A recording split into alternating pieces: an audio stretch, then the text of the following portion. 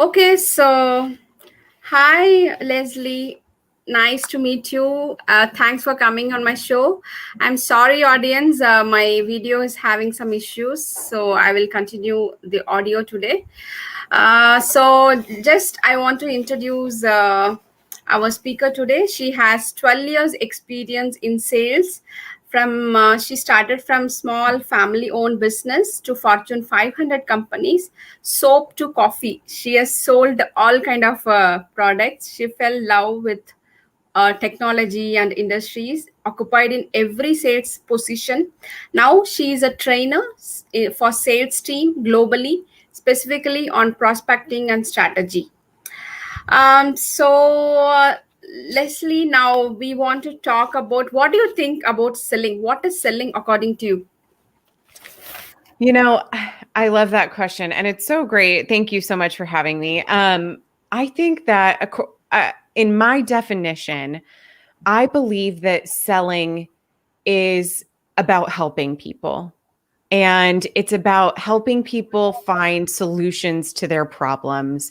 If you can listen and understand and help them draw connections to painting a picture of what it could be like if things were different, and then help them find the solution to those issues, that's selling to me.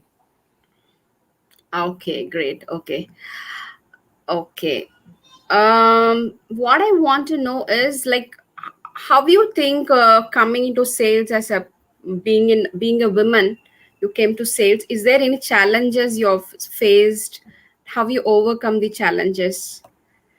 When I first started, I didn't see the overt challenges, but as I've continued my career, it took me a long time to be able to speak up and share my opinions at a table.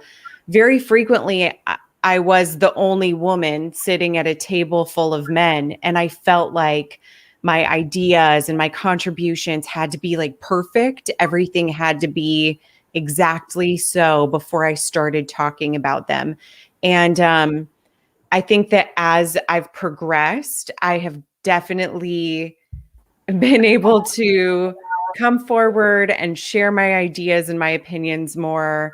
Um, and just garnish more respect from that instead of sitting back and not sharing how I was thinking or feeling about a topic. Okay. Okay. Fine. Then I want to ask, in India, or maybe I'm not sure, in US, there are many sales reps. They face a lot of issues on handling the objections.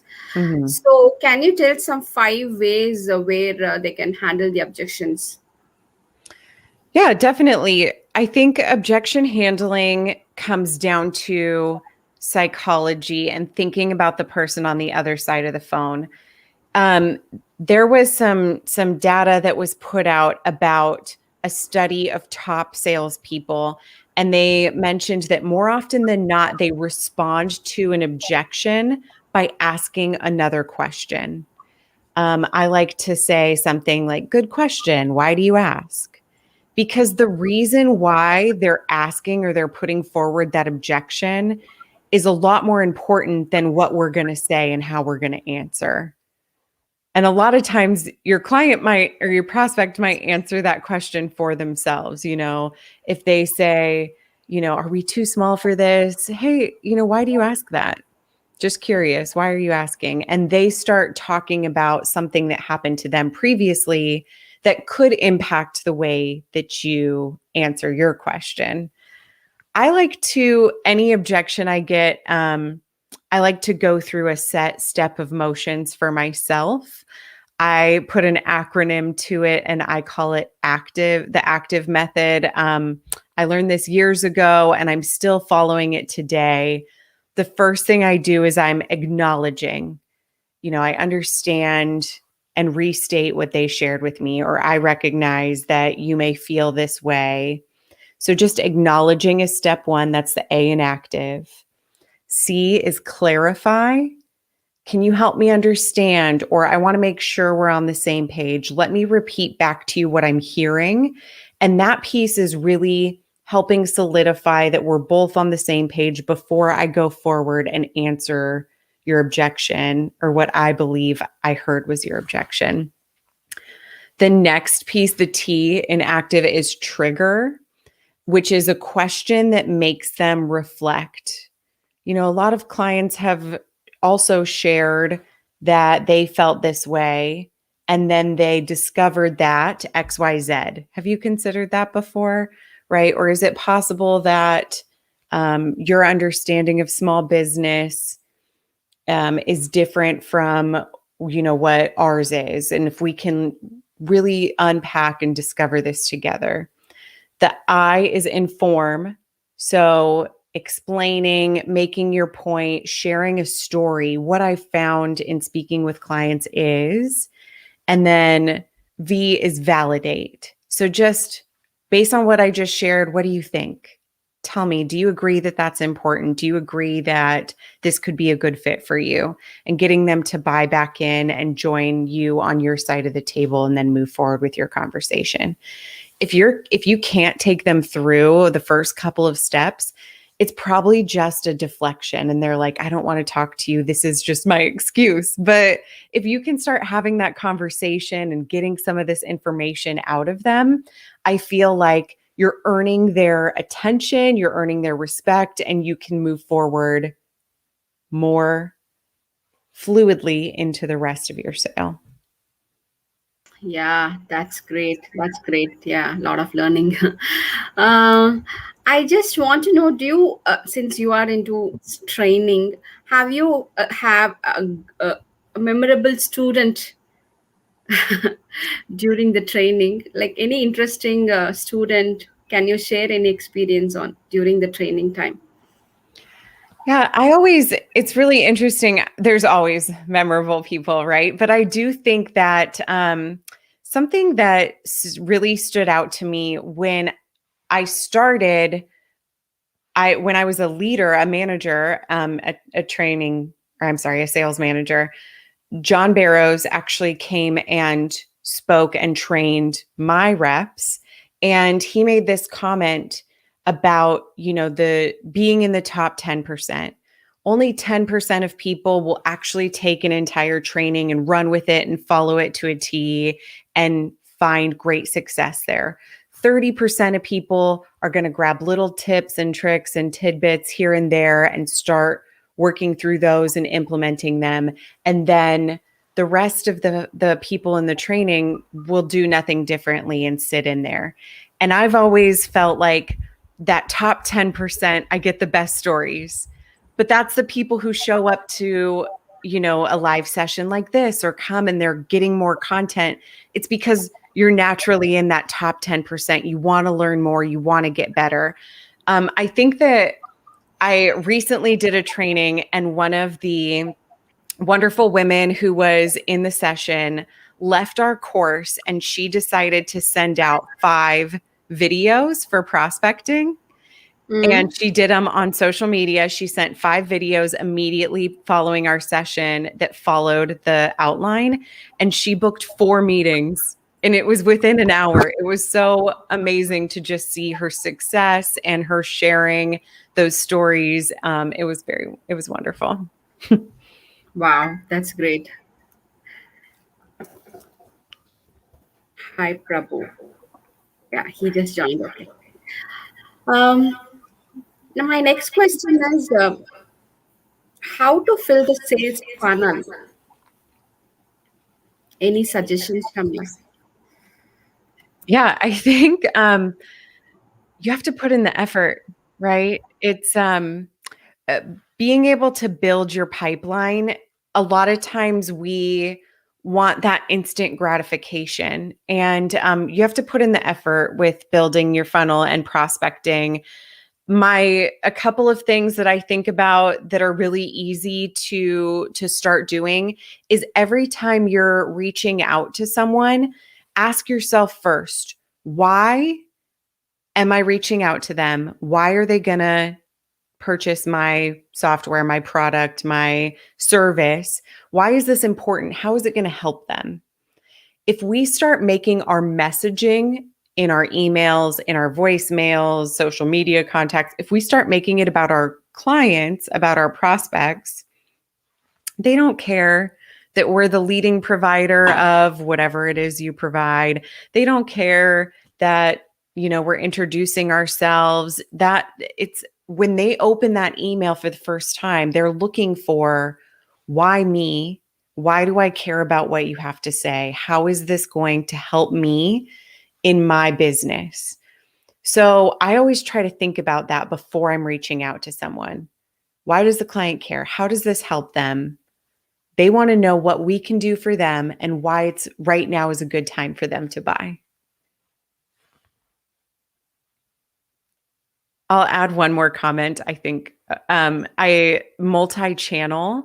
So I hear a lot of people that I'm talking to are, I have the best luck with email, so I'm just going to email. Or I only do well on social media. I'm only going to approach people on social. And I think that it's very important to vary your channels that you're approaching people on. So I like to include 3 at least, right? Social media, email, and phone. And I say everyone has a way that they like to be connected with, communicated with. So for everyone who's here, if you go home at the end of the day, we all know someone who won't answer a phone call, but they'll respond to a text message, or, they're only going to respond to you on WhatsApp. They're not going to reply to an email from you. Everyone has a way that they want to be communicated with. So if we vary our efforts in terms of prospecting, we're more likely to connect with them the way that they want to be communicated with. And we don't know what that is until we have a conversation. Yeah, that is true.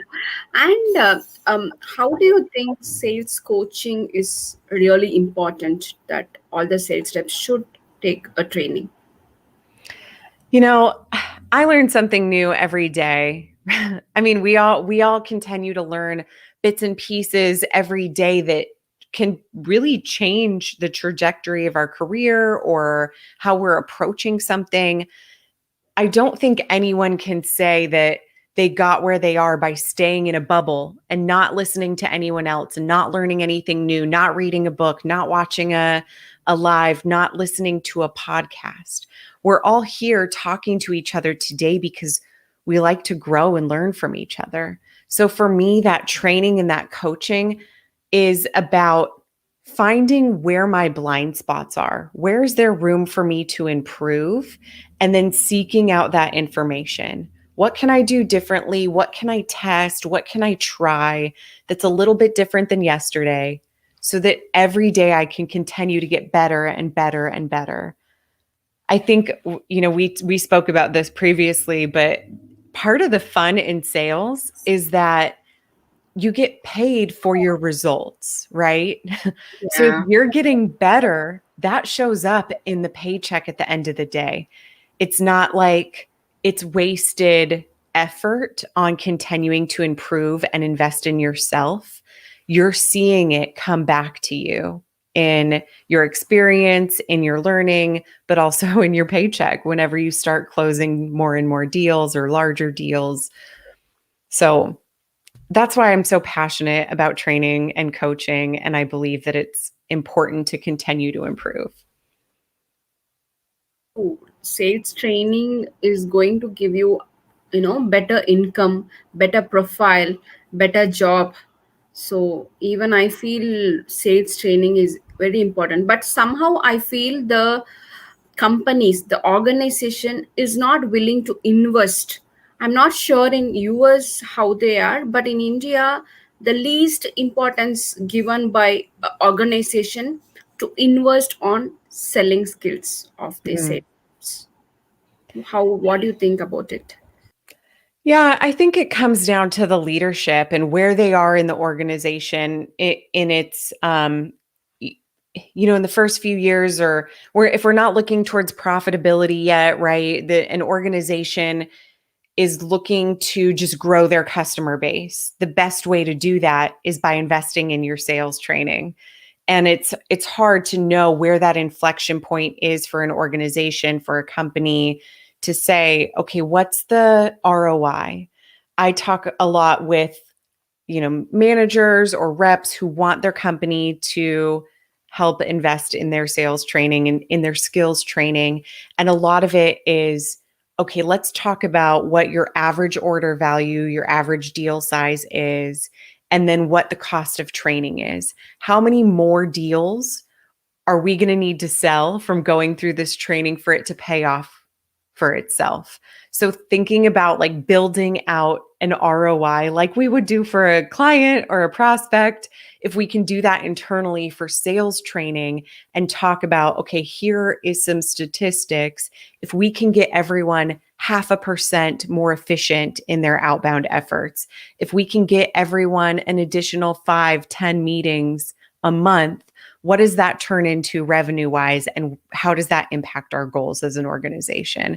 But I think understanding, okay, what are the goals of my organization and how can I justify this and have it fit in? Sometimes people are on board, sometimes they're not. That's very true. I don't like, according to me, they're not thinking in that angle. Mm-hmm. You said rightly, they should think what kind of ROI they get end of the day by investing a small amount for training. That is a very valid point. And one thing is, salespeople, reps, they're not unable to meet their target quota. What do you think is the major hurdle for them? I think building a pipeline and having enough opportunities, it takes time and hard work. Humans by nature want that instant gratification. I think about this like when I'm sharing this with other people, I think about it like buying a vehicle, by buying a car. I am not looking to buy a car right now, but that doesn't mean that car companies are going to stop advertising on television or they're going to stop, advertising in local publications, whatever that is. They're going to keep showing up for that name recognition, for the brand recognition. It's the same for us as sales reps. We have to continue to show up and be in front of our prospects, even if they're not purchasing right now. And that can be really challenging. And we typically will say, okay, well, if you're not buying, then okay, I'll see you later. But if we can continue to show up and add value and just be a resource for them, send them articles about things that they care about, I think that you're building your own personal brand. They say, I want to buy from you because you have helped me in these ways, because I have seen the content that you're posting online, because I know your effort and that you're showing up continuously. So I think that typically it's effort, right? If we're being honest with ourselves, the second piece I see is really caring about and understanding your product. Do you believe in your product or your service that it can help the people that you're selling it to? If you care, you're going to be more interested in hearing your prospects' challenges. You're going to be more interested in hearing their problems. And then being genuinely interested and caring about their results and their success and linking the two together, that makes a world of difference in being able to hit your quota, because you can say, okay, I know that you have a problem that I can help you with. Let me start to build these pieces together. And if you see that puzzle, that's when magic happens. That's when you can easily have a conversation. That's when you can easily walk them through your process and close more deals. That's great. Yeah, that's true. First, I feel every sales rep, they have to love the product, right, before they sell. Then they should be passionate about selling. Otherwise, it's difficult for them. How much ever they try, it's difficult for them to do the achieve the quota again. Yeah. And my next question is, like, do you have any ideas of or different ways of reaching the prospection, like how we can increase our prospection? Is there any various ways where we can increase the prospections? I think that it comes down to what we are saying. I have some ideas on ways that we can reach other people, but I think that we have to back up and first talk about what are we saying when we're reaching out to people. And something that we cover in our training is coming up with two different, we're going to go through and decide which clients are ideal for us. Let me take them and really personalize my messaging to them. And then who's still a really good fit, but maybe not in my top 5, my top 25 right now. Let me figure out what their title cares about, understanding our buyers, really digging into what are they held accountable to at work? What are their what is their boss asking from them? How are they paid? How are they compensated? Do I understand that and how my product ties into that? That way, my messaging can be about them and something that they care about, and that it's not the same email over and over and over and over. Did you get my email? Did you get my last email? This must not be important to you. You see those emails over and over again. If I can instead start looking at my clients and say, okay, these 5, let me go do research on them and spend some time and effort saying what's going on in the news, are they hiring, can I make comments about that and line it to my value proposition and align it to my product and how I can help them. Then I'm going to message them based on really specific personalized messaging. And if they're not in the top area, how can I be efficient and still be relevant to the people I'm reaching out to?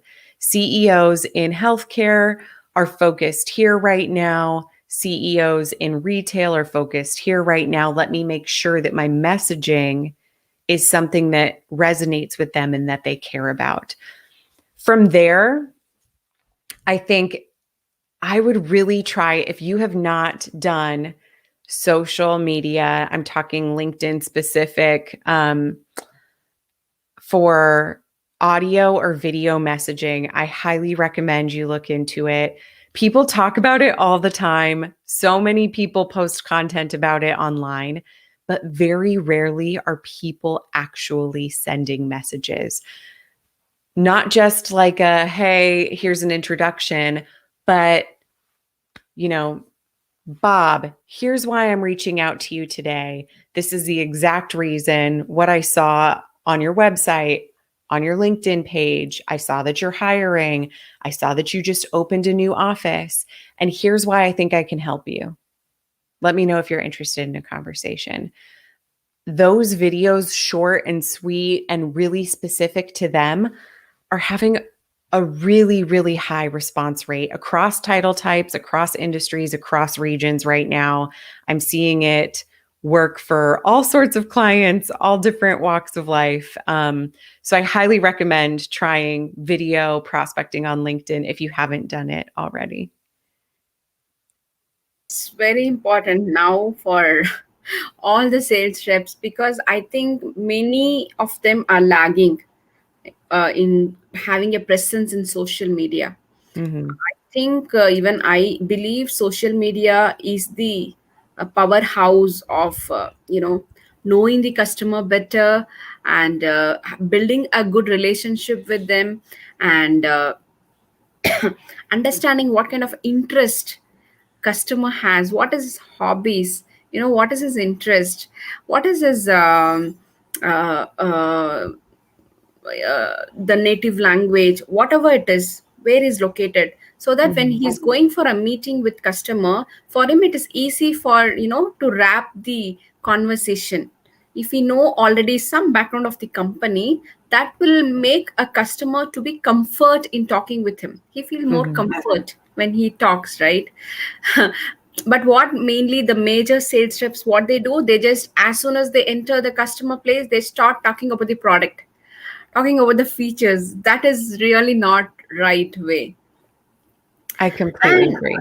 yeah, and about outbound strategy, I understand your profile, you also specifically talks about outbound strategy. What exactly it is about?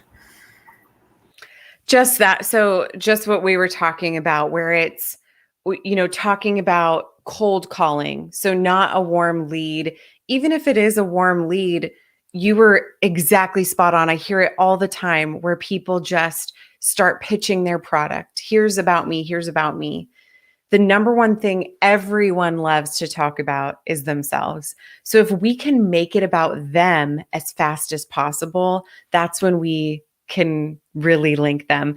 Um, in terms of the phone call, though, like phone has picked up drastically. In COVID, it dropped off, at the beginning, it dropped off pretty sharply. But the data is suggesting that if we can get someone to pick up the phone and start having a conversation with us, that's still where people are getting majority of their meetings and majority of their demos booked, is it by picking up the phone. And I feel like a lot of people who I'm speaking with, that's uncomfortable. Maybe you're working from home now and you have a roommate or a spouse listening in and you're worried about what they think. I'm telling you, shake off whatever is holding you back from picking up the phone. The numbers, you cannot argue with the numbers. People are booking way more meetings because a lot of people aren't making phone calls, right? A lot of people are sticking to typing an email, typing an Instagram or like a message on social media. But if we can step outside of that comfort zone, get back on the phones, um, again, going back to your point, it's more of that connection, it's more of that comfort, the trust level, right? I hear your voice. I see, or if we can get on a video, I see your face, I see your eyes, and there's a trust factor there that changes the rest of your sale. Correct. And let's talk about women in sales. Like, Mm. um, what do you think the challenges which is stopping women to choose sales as a career? What I hear the most is in the US is family. I see a lot of women who mm, they get out of sales because of family. And I have a daughter. It's her birthday today. She's 5.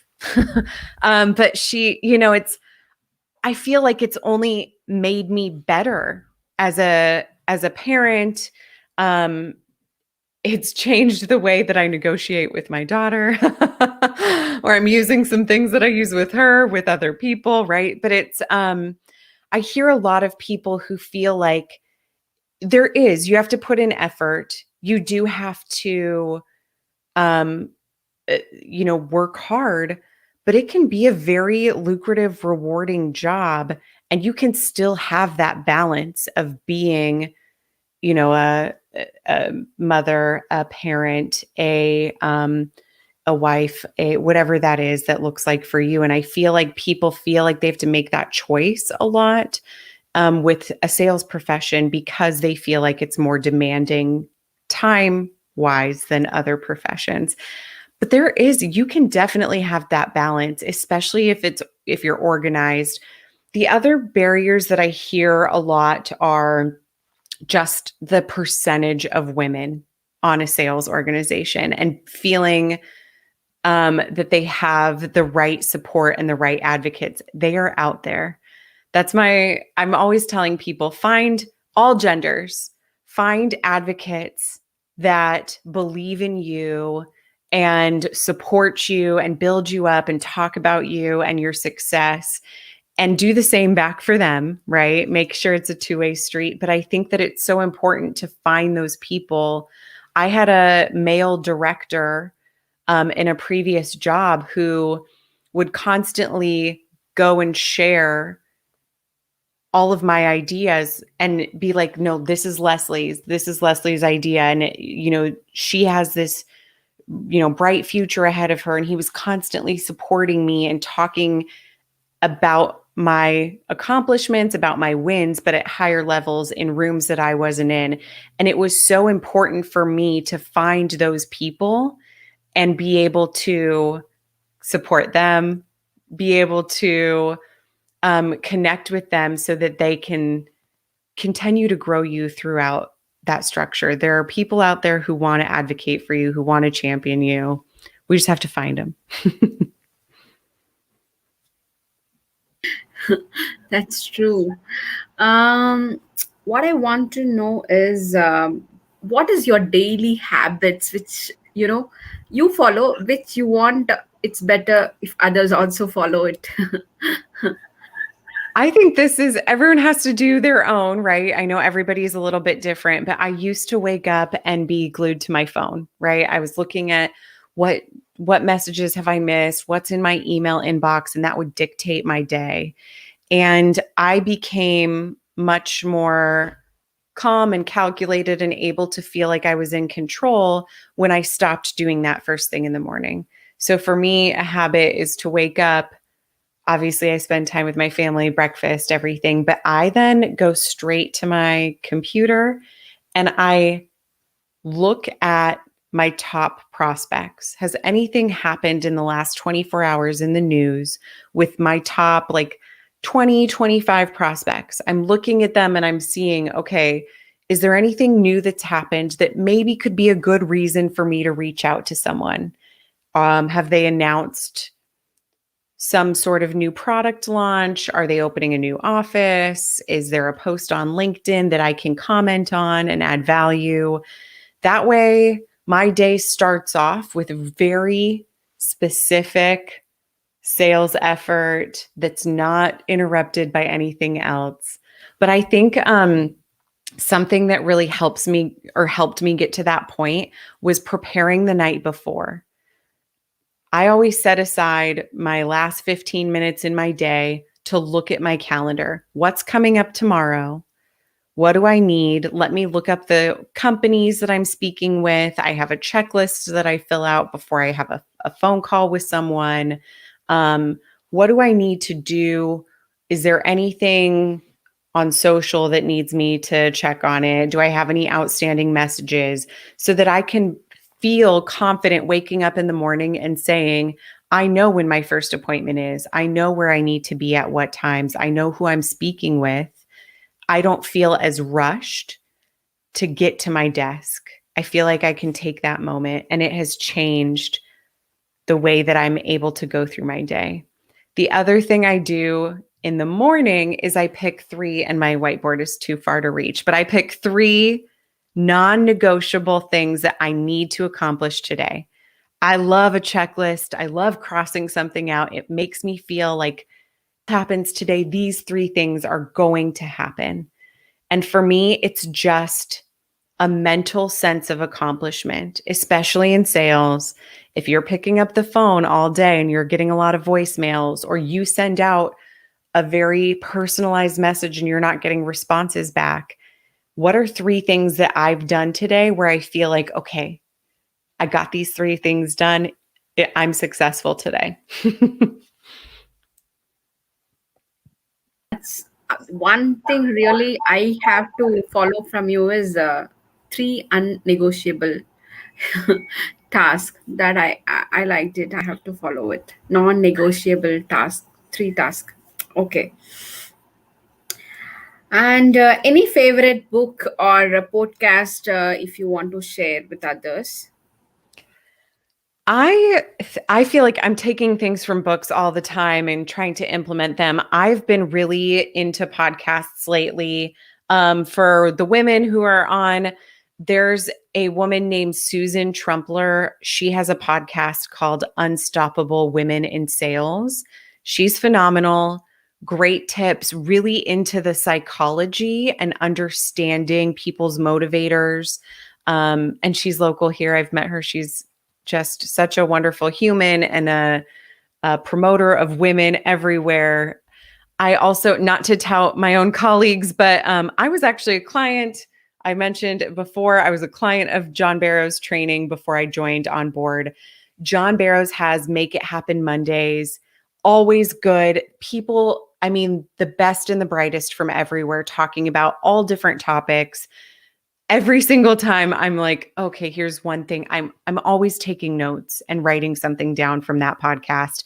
And then Morgan Ingram, if you're not following him, he puts out wonderful sales content, but he actually, if you're more into that growth and mindset, he does a podcast called The One Up Formula, where he's talking to people in unconventional, like people, not just salespeople, people everywhere, business people. And I mean, just all different types of people to understand their success. What's their thing that's helping them level up? What's their thing that's driving them to keep moving forward? And again, it's about that mindset. It's about the habits. It's about those success secrets. Really, really interesting. It's called the One Up Formula, and that's Morgan Ingram. Those are my top 3 right now. I'm going to watch his podcast. It's interesting, actually. It's so interesting.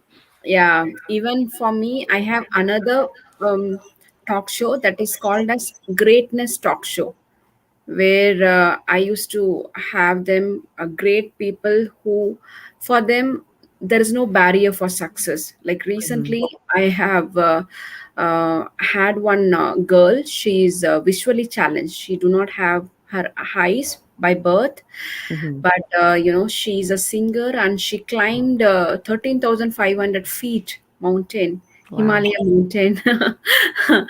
Yeah, she has done her MBA graduate and she's working manager in a bank. Wow.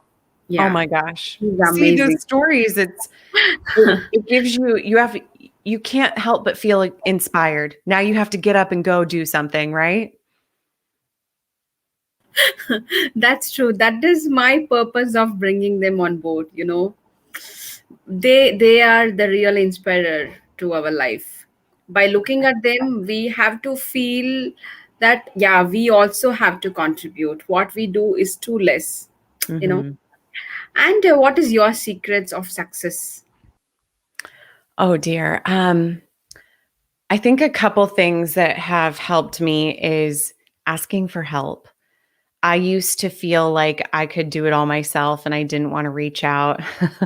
But asking for help from other people when I'm not getting it or when I'm not understanding or if I'm stuck. But I think in turn, helping the other people around me. The most rewarding moments that I can remember have been from extending a hand out to someone else when they were asking for help. And it's interesting to see what comes from this cycle of empathy, this cycle of sharing and without expectations. Um, my other my other moment is just gratitude. I think that if we go into every meeting, into every moment with at home, at work, in the store, running into people on the streets, whatever it is, if we can be grateful for what is happening and what's around us and for other people's influence in our lives, it just makes everything so much more joyful, so much lighter. And it in turn creates just this beautiful, magical moment. And people gravitate towards that. And it has been so rewarding for me to be able to say, okay, what am I thankful for today? There's beautiful things happening around me every day. Let me get out of my own head. Let me get out of what I think is so terrible and that gratitude practice. Let me figure out, okay, what are the things that are happening to me every day that are great? In turn, it has opened me up to new opportunities and experiences that I don't think I would have had if I had not taken a step back and had that moment to say, not everything is terrible. Even on the worst days, like there are things that are happening. I have a cup of tea. It's great. It's in a really cute cup. I'm grateful. I like it. I like it's so shiny, your cup. So shiny. Has an Yeah, L. yeah. Oh, your name first letter, lovely. But I really love the point what you said. I also believe the same. Gratitude is so, so important in our life. If every day, if we start being grateful to what we got in our life, we do not have any worries in our life. You know what people usually do? They will, the universe must have given 99 things for them. Maybe Yes. one thing the universe must have not given, but that one thing people catch hold of it and they keep. Focused on it. Yep. Yeah, so being grateful, see, the nature is so kind, even during COVID time, still we are still alive, right? Yep. So for the whole life we should be grateful for the whole life what we got now. you know we know what is happening around, but still we are so fortunate to still be alive. Right. I think even I, after COVID, that's my realization. Having this body itself, we should be grateful. mhm. Even Right. if we do not have house, if we do not have car, it's okay, but at least we have this whole life, this whole soul, and with all the senses functioning well to us, right? Mhm. That Exactly. itself we should be grateful. And finally, about your passion, I've gone through your LinkedIn. You said you're passionate about ethical fashion. Is it something mean that having formal wear or ethical wear, you give so much importance? What exactly it is? I think for me, we all get to choose what we do with our money, right? And for me, I listen, I love fast fashion. I can't get away from a big box store, a Target, whatever that is. But a lot of times they're not taking the most ethical routes in terms of how their, workers are paid or cared for or conditions. So I found some companies that I feel like I know their values. I have understood where their money goes and how they're treating the people who work for them. And yes, it costs a little bit more, but I feel like by purchasing there, that my money is impacting people in a different way and in a way that I like it's positively contributing to society, it's positively contributing to their livelihood. Um, I have a local store here that I really love to frequent. Majority of what I own is from there because they take an extra step to go and visit with the places where everything is being sewn or everything is being made and fashioned, and they're going and they're giving back and they're giving seed money. I love to support women owned businesses who are making sure that their steps are ethical, reducing like unnecessary packaging, the impact on the environment, all things that just for me, if I get to choose, if I have an option between something that's less expensive or something that's ethically made, I typically will lean that way. Okay, so you mean ethics. You follow the ethics. Am I right? Yes. Okay, great. Yeah. See, for me, even not only related to fashion, okay, but everywhere I feel the ethics, following ethics is very, very important, especially in sales. you Yes. know yeah, for example, if I give one particular key account to one of my channel partner, even though next time if I'm going to get a very big order from my uh, the a key account, but still I do not want to take directly. I want to give it to channel partner because from the beginning he was handling that account and he has all the privilege to manage that account, even the business going higher and higher, right? Right. So but I don't know about us here in my channel partner used to worry sometime. We have developed some account, but the principal has taken away when it grown so big, which is I really not like it. For me, the business is secondary, the ethic is number one. I feel that's common everywhere because people are selfish, right? I mean, it's if we're thinking about our own needs first, which a lot of times like we have to if we're providing for a shelter for our family, whatever that looks like, we always think in terms of, let me figure out here first before I go forward. It's like if you're in an airplane, put your own face mask on before you help somebody else. But that doesn't come back to you. The way that you talk about your channel partners and being able to respect that relationship, he grew this account, so you're going to continue to feed that to him. That's it's it's person to person, and he probably feels that way because he's had a bad experience in the past, right?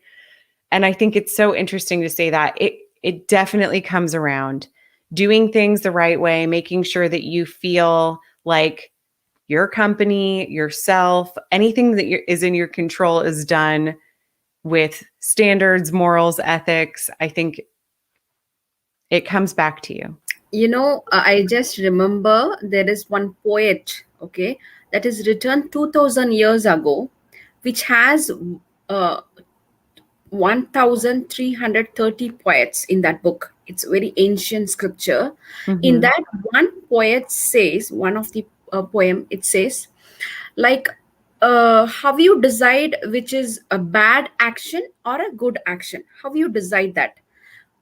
Whatever action your heart is not allowing to do, you know that is bad action. Mm-hmm. Whichever action your heart is willing to do, that is a good action. So you should not decide based on the action, based on the Mm-hmm. society. You should decide to do the action based on your heart. You should always follow your heart. End of the day, if you do not, if after doing some actions, if you're not getting a peaceful sleep, that means you've done something wrong. Yeah, that's a bad sign. So I just remembered, for me, it plays a very important role when ethic comes into picture. Where whatever you do, be ethical. That Beautiful. end of the day going to give you the peace in life. Even you may not be in a good position because you're so ethical. You may not be a good rich person because you're so ethical, but it's okay. Mm-hmm. It's okay. At the end of the day, you feel internal peace. That's very Yeah, important. I agree.